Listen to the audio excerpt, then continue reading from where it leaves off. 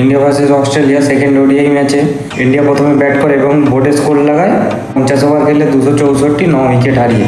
ভারতের হয়ে সর্বোচ্চ স্কোর করেন রোহিত শর্মা 97 বলে 73।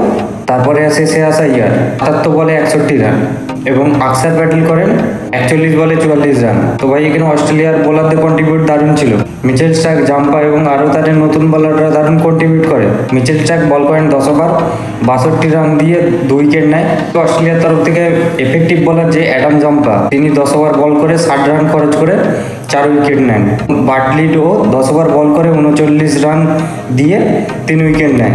তো ভাই ম্যাচে আমাদের ভালোই ফিল্ডিং মিস হয়েছিল এবং এই অ্যাডভান্টেজটা অস্ট্রেলিয়া তুলেছে। অস্ট্রেলিয়া 8 উইকেট হারিয়ে 46 ওভার 2 বলে রানটা চেস করে নেয়। 265 করে অস্ট্রেলিয়া উইন হয়ে যায়। ইন্ডিয়ার তরফ থেকে যে বোলারগুলো কন্ট্রিবিউট করছিল, ওয়াশিংটন সুন্দর নেয় 2 উইকেট 37 রান দিয়ে 7 ওভার বল করে। আশদীপ সিং 2 উইকেট নেয় 41 রান খরচ করে 8 ওভার 2 বলে এবং হর্ষিত রানা 2 উইকেট নেয় 49 রান দিয়ে 8 ওভার বল করে। তো ভাই এখানে ইন্ডিয়া হেরেছে ঠিকই, বিসিসিআই যাদেরকে ইগনোর করছিল তারাই কিন্তু রান করেছে, বাকি আদার্স একটাও প্লেয়ার চলেনি, যেমন শ্রেয়াস আইয়ার, রোহিত শর্মা।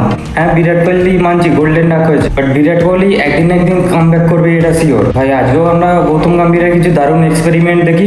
ম্যাচের আগেই তিনি বলে দিয়েছেন যে হর্ষিত রানা নাকি অলরাউন্ডার। হ্যাঁ, এমন অলরাউন্ডার সে ভাবা যায় না এতটা স্কোর করেছে। তো ভাই আমি স্ক্রিনে কিছু পোস্ট দিয়ে দেবো। হর্ষিত রানাকে তিনি এই জন্যই 3 ফরম্যাট খেলাচ্ছেন, কারণ তিনি অলরাউন্ডার। হ্যাঁ, এখন তিনি 2 উইকেট নিয়েছেন এবং টাভিসেটের উইকেটটাও নিয়েছেন।